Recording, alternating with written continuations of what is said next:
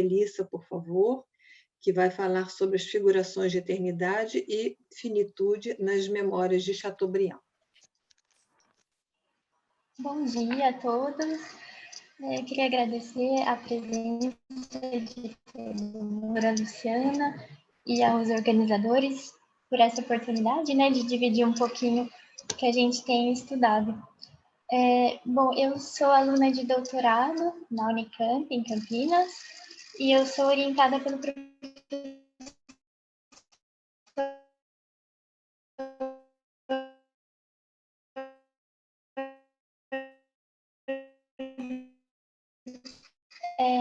Jefferson Cano, idade e finitude nessa obra.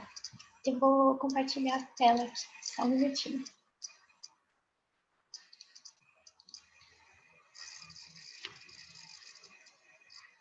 Tudo certo? Vocês estão vendo? Não, apareceu agora. Então tá bom. Obrigada.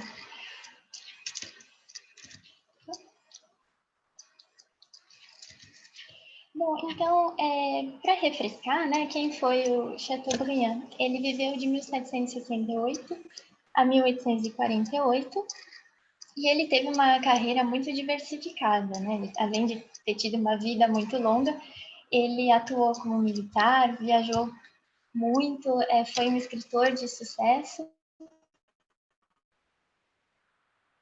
atuou na política e, por fim, ele se tornou memorialista. Ele é considerado um dos precursores do movimento romântico e durante o terror, mais ou menos, em 1793, ele emigrou para a Inglaterra, onde ele conviveu, né, com vários pensadores que viriam a compor o movimento contra-revolucionário, ou contre-Lumière, como diz o Marco Fumaroli. Então, o seu pensamento é pautado pelo conservadorismo, o cristianismo e a defesa da liberdade. Em 1802, ele lança O Gênio do Cristianismo, que é a obra assim que o lança como sucesso na França, né? E essa obra, ela visa a demonstrar como que a religião cristã teve uma influência sobre todos os âmbitos da sociedade francesa. E, inclusive, a obra tem um apelo bastante estético, o que rendeu ao autor várias críticas, né? Porque ele focava mais na questão estética do que na dogmática.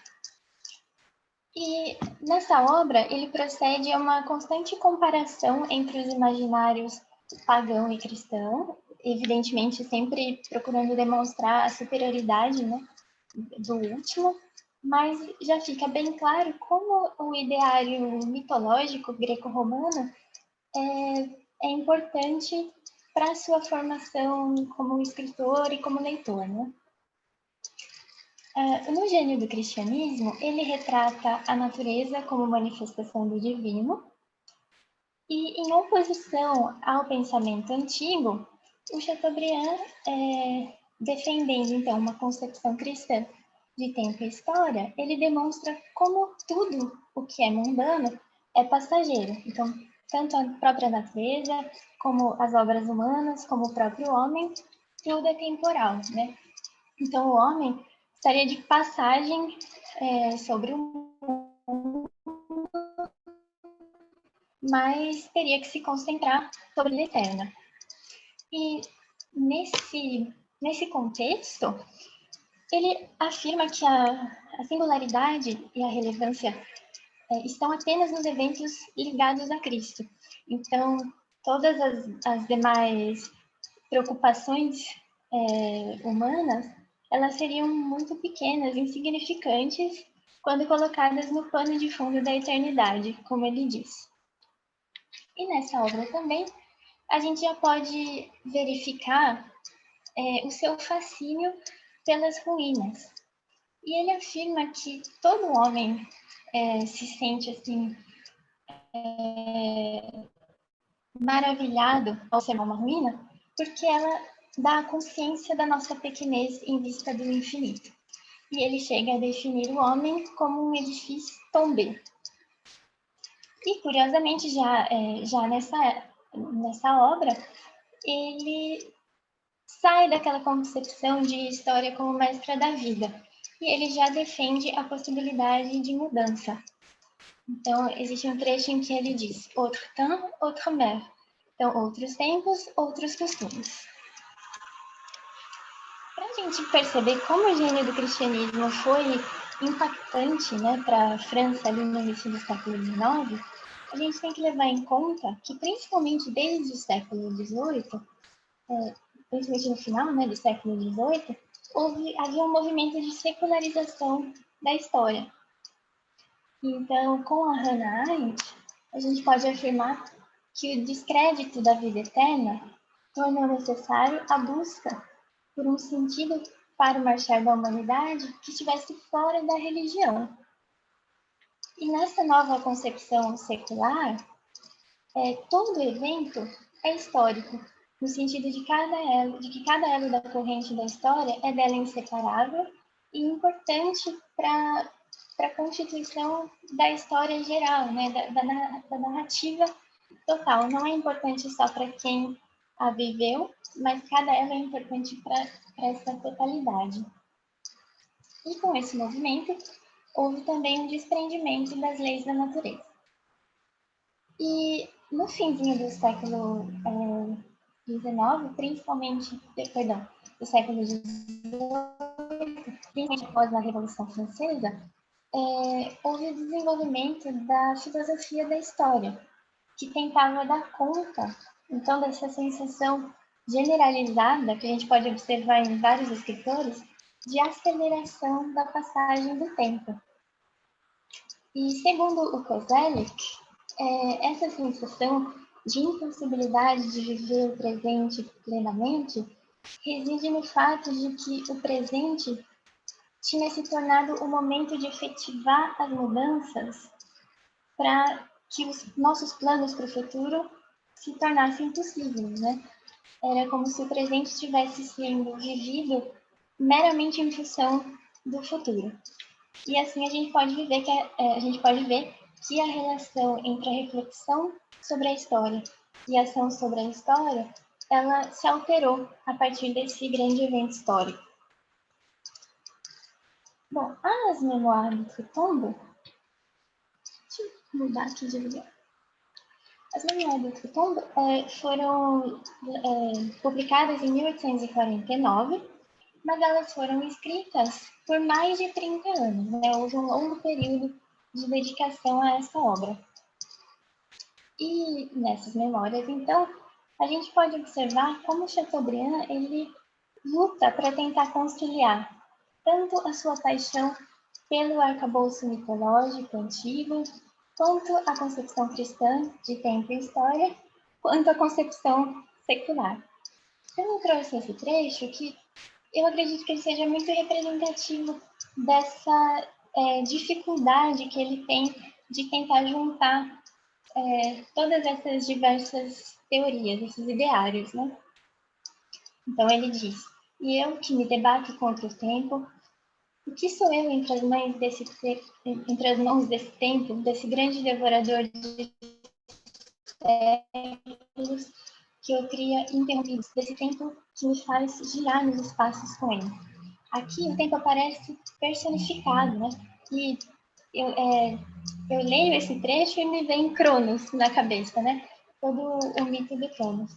Então, eu acho que esse excerto, ele mostra, assim, a luta interna do Chateaubriand para conciliar todas essas ideias que ele achava que o encantavam, né?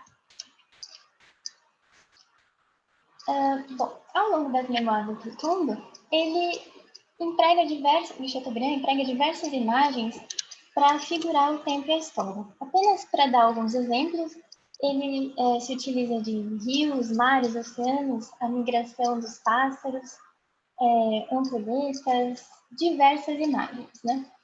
E é interessante observar que esse recurso, ele facilita a identificação do leitor, justamente porque não exige grandes explicações filosóficas, né? Elas estão ali no espectro do sensível, do universal. E se a gente analisar o prefácio, né, o prefácio desse Commentaire das Memórias, elas têm a epígrafe de trechos do livro de Jó.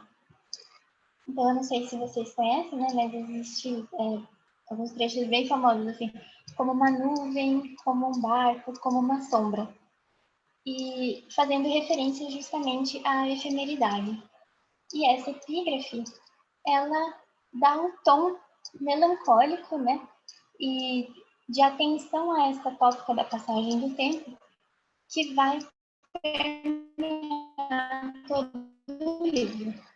E é digno também de destaque que a escrita memorialística aparece na tentativa de contornar a efemeridade do homem, embora ela seja igualmente passageira. Então, embora o Chateaubriand destaque, né, que os monumentos, as obras humanas, tendam a durar mais do que o próprio homem, ele em nenhum momento se deixa enganar. Ele sabe que essas obras também irão acabar, né? As memórias sendo, então, um terreno, assim, profícuo, né, para o desenvolvimento da metalinguagem, a gente pode observar como Chateaubriand chama as próprias memórias de monumento, como recolho dos seus próprios escombros. Então, ele diz que a obra é o edifício que ele construiu com as suas estadas e ruínas. E aqui eu trouxe um trechinho também, em que ele se utiliza justamente da imagem da arquitetura, da construção física mesmo, né? Para falar da escrita das memórias. Então, ele fala que elevou os pavilhões, os cadafalsos, colocou a pedra, o cimento, e todo esse tempo que ele estava levando para concluir, ele era justificável porque os grandes monumentos, como as catedrais góticas, também levavam um longo tempo para serem terminadas, né? E ele se considera, então, um arquiteto. É interessante ver que ele reitera a importância da perspectiva e da distância, né, do distanciamento para a contemplação dos monumentos. Então, se ele considera a sua obra como um monumento, ele já estabelece uma relação com a posteridade. Então, ele deseja que a sua obra seja publicada póstumamente e, dessa maneira, ele diz que só a posteridade poderia julgar a sua obra com discernimento. E, paradoxalmente, ele afirma também que a memória trabalha também para a efemeridade, né? Então, se ela serve para fixar, né, para cristalizar uma trajetória pessoal ou a trajetória da nação, ela serve também para mostrar a sua própria fragilidade. Porque a memória, a escrita memorialística, ela está atrelada ao processo de rememoração, que é cheio de preenchimento de lacunas, de esquecimentos. Então, esse processo estaria muito ligado à reescrita, né? Que assim, no limite chegaria a uma perda do referencial. E é interessante porque o Chateaubriand passou diversas vezes pelos mesmos lugares. Então, conforme ele passava novamente por um lugar já conhecido, ele dizia que aquele lugar nunca estava à altura da memória que ele tinha do local, né? Então ele diz que é como se a sua própria vida destruísse a sua vida. A riqueza daquela memória era muito maior do que o fato, o local real em si. Eu gostaria de destacar que o Chateaubriand era um homem da lei da mudança, como ele dizia, né? Então, ele, mesmo sendo conservador, ele sempre reiterou a importância da revisão das instituições por uma chave moderna. E retomando a imagem da ruína, que já tinha aparecido lá no Gênio do Cristianismo, ele afirma que é justamente a imutabilidade, a resistência à transformação que torna um homem ou uma instituição em uma ruína, ou seja, em algo cujo sentido já teria sido ultrapassado, substituído. E ele diz isso sobre o Carlos X, sobre a monarquia e sobre o clero, né? Carlos X foi o último monarca antes da monarquia de Júlio.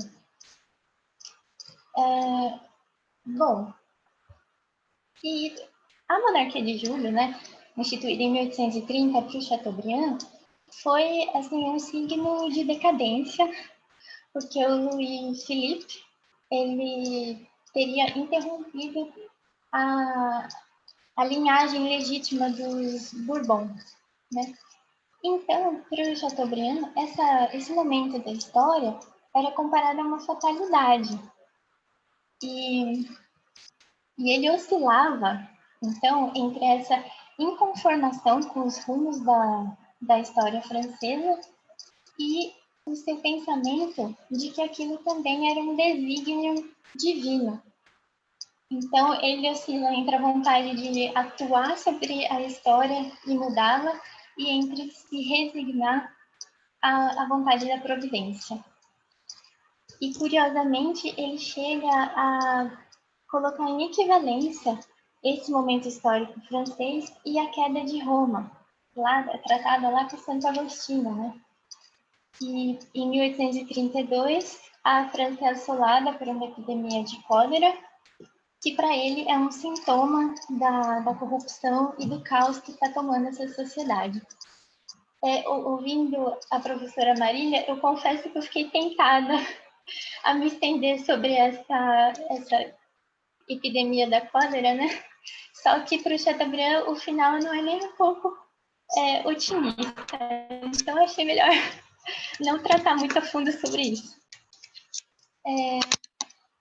E já caminhando para o final, o Chateaubriand via então, né, essa sociedade como um caos extremo, uma grande corrupção, e ele criticava que desde a Revolução de 1789 existisse essa vontade de ruptura com o passado, e isso estaria atrelado a uma impossibilidade de futuro para essa sociedade, que caminhava para o seu próprio desmanche, né?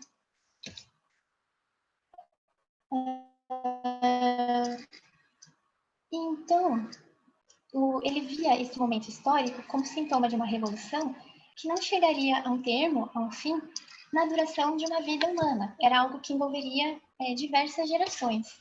E a solução, então, que ele encontra é superar, entre aspas, a questão da temporalidade. E isso a gente já pode confirmar já pelo título da obra, né? Mémoires du tombe, Memórias de Além Túmulo.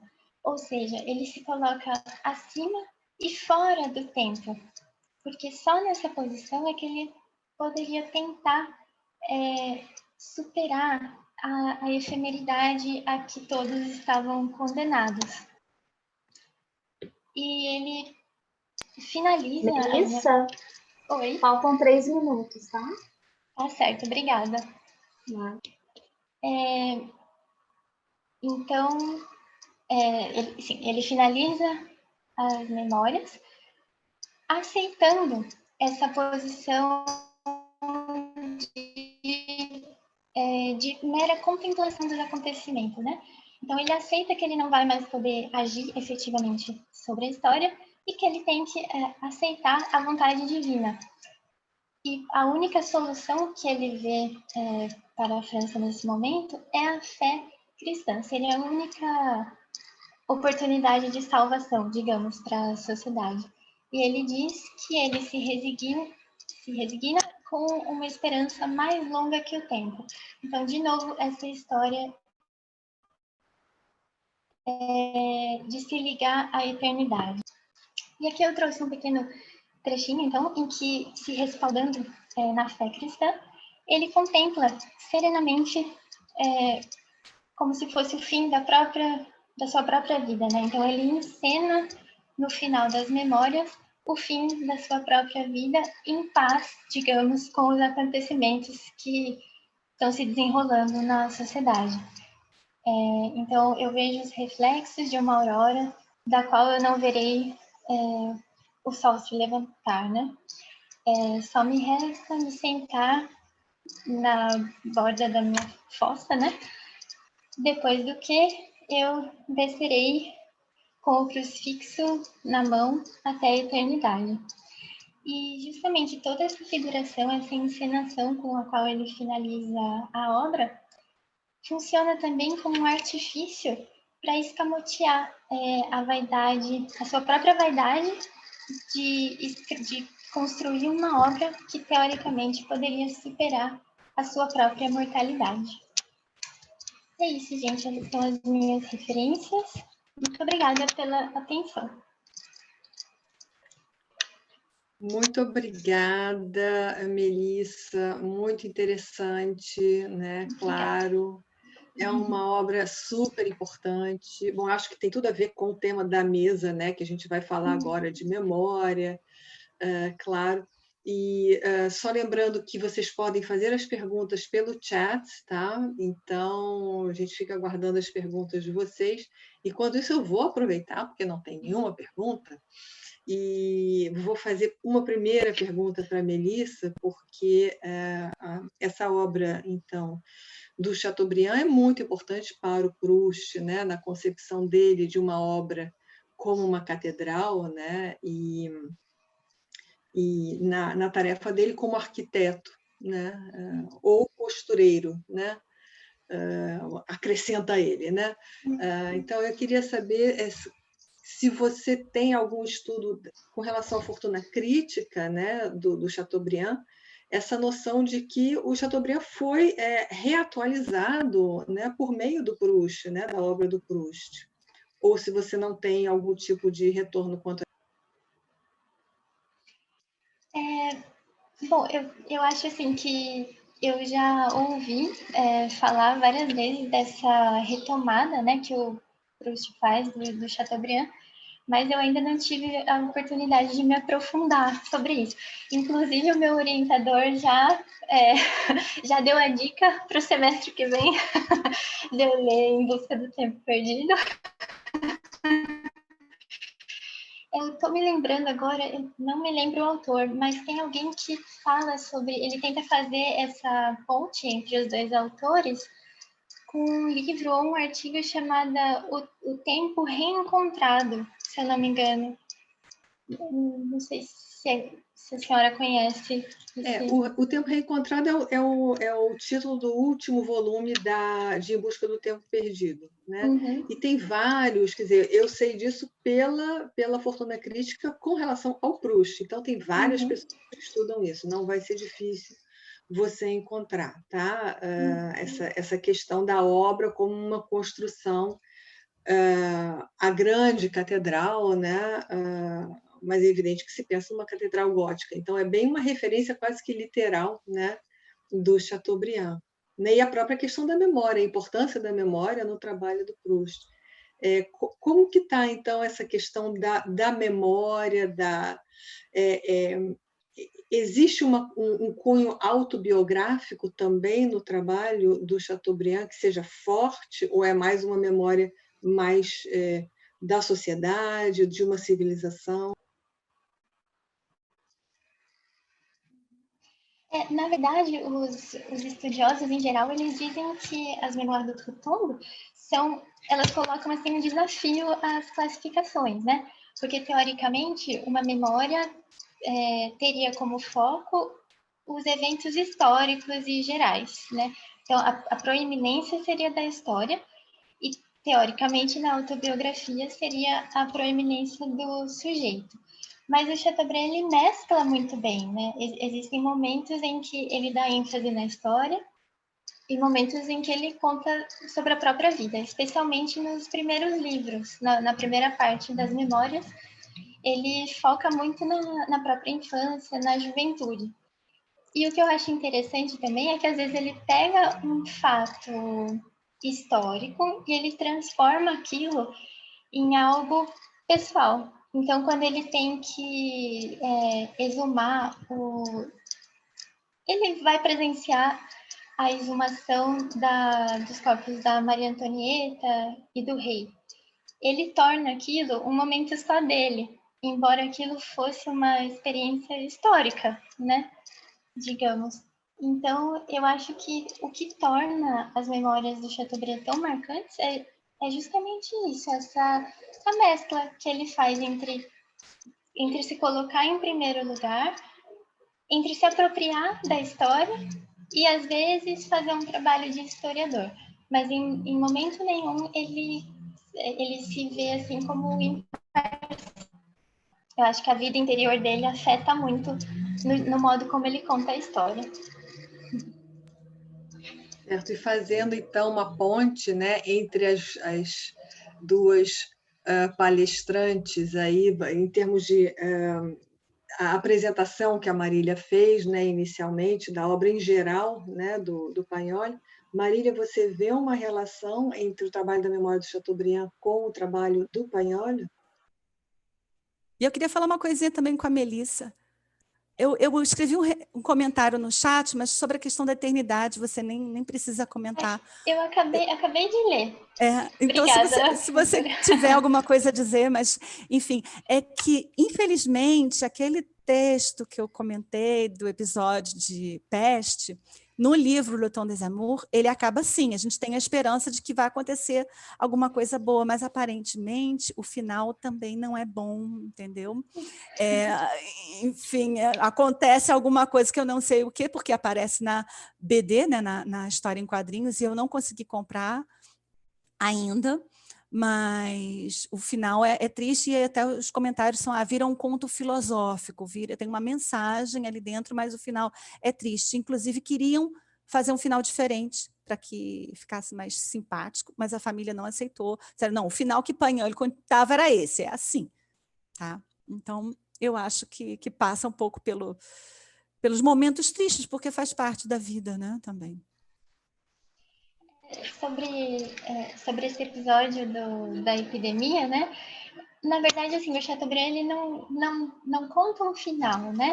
Ele diz, assim, ele descreve os corpos, aquela quantidade absurda de mortes que estava tendo, né? Mas o que eu acho que é mais melancólico no episódio é que ele termina falando assim, mas que diferença faria se a humanidade fosse banida da Terra, que diferença faria? E eu acho que é significativo assim, no contexto da obra, porque ele está tão desiludido com a monarquia com a monarquia de Júlio, que para ele tanto faz, né? A sociedade já estaria tão ruim que se a humanidade sumisse não ia fazer diferença. A natureza ia se reconstituir do jeito dela, só não ia mais ter os homens. Então, nossa, eu acho muito triste mesmo. Mas esse capítulo é muito lindo, porque ele faz uma comparação do que seria uma epidemia na Idade Média e o que era uma epidemia ali no auge da imprensa. Então, nossa, se alguém quiser começar a ler as memórias de Chateaubriand, eu recomendo começar por esse capítulo, que é muito interessante mesmo. Professora, sobre o seu comentário sobre a vida eterna, né? Eu acho que é perfeito isso. Acho que eu que não me expressei muito bem. Então, realmente, o homem, enquanto indivíduo, ele está olhando para a eternidade, né? A meta dele é a eternidade. Mas o que o Chateaubriand critica, sobretudo, é a vontade da glória terrena. Então, todas essas conquistas terrenas, elas vão passar, assim como a nossa passagem sobre o mundo, né? Então, sim, o indivíduo é eterno, mas eu acho que ele tenta mostrar essa briga entre o que é importante, o que a gente vai levar para a eternidade. Acho que seria isso. Não sei se eu me expliquei bem. E um outro comentário que eu ia fazer é que vocês comentaram sobre esses personagens que morreram, mas que continuam a aparecer na continuidade dos livros, né? E o Chateaubriand também tem isso. Na realidade, ele diz que ele sente que vive entre os mortos, porque ele tem mais lembranças com as pessoas que já se foram do que com as atuais. Então, existem vários momentos assim, que parece que ele está tendo aparições, de tanto que ele fala dessas pessoas que já se foram. Então, acho que tem essa relação, sim, entre esses autores. Perfeito. Eu agradeço muito a participação de vocês, a participação dos ouvintes.